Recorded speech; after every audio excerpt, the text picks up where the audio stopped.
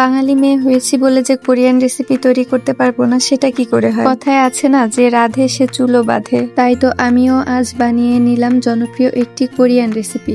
আর এই রেসিপি তৈরির জন্য আমি নিয়েছি সেদ্ধ ম্যাশ করা আলু 1 কাপ, হাফ কাপ কর্নফ্লাওয়ার, স্বাদ মতো লবণ আর একটু পানি। আর এই সবগুলো উপকরণ একসঙ্গে ভালোভাবে মথে মসৃণ একটা ডো বানিয়ে নিয়েছি। এবার হাতে তেল মাখিয়ে অল্প ডো নিয়ে গোল করে বোতলের মুখ দিয়ে সুন্দর একটা ডিজাইন করে নিয়েছি। এটা দেখতে কিন্তু কিছুটা মাশরুমের মতো। এবার ফুটন্ত গরম পানিতে আমি সবগুলো দিয়ে দিই। এটা দেওয়ার সময় পানির নিচে ডুবে যাবে আর সেদ্ধ হয়ে গেলে উপরে ভেসে উঠবে। আর এটা কিন্তু খুবই অল্প সময়ের মধ্যেই সেদ্ধ হয়ে যায়। এবার আমি এগুলো একটা ছাঁকনিতে ঢেলে নিব। পানি ঝরে গেলে সঙ্গে সঙ্গে ঠান্ডা পানিতে 3-4 মিনিটের জন্য রেখে দিয়েছি। এবার অন্য একটা প্যানে আমি কিছুটা ঘি দিয়েছি আর ঘিটা একটু মেল্ট হয়ে আসলে এর মধ্যে 2 চামচ পরিমাণ রসুন কুচি দিয়েছি। রসুনটা হালকা একটু ভেজে নিয়ে এর মধ্যে টমেটো সস, সয়া সস আর কিছুটা চিলি ফ্লেক্স দিয়ে ভালোভাবে মিশিয়ে নিয়েছি।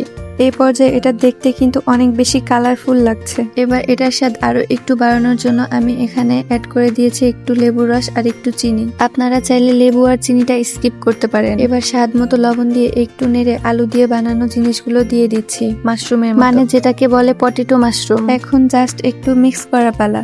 সবকিছু একসঙ্গে নেড়ে চেড়ে একটু রান্না করে নিব, তাহলেই এটা রেডি। এটা দেখতে এত বেশি লোভনীয় আর খেতে এত বেশি মজা, ঠিক যেমন কোরিয়ানরা রান্না করে আমিও তেমন করতে পেরেছি।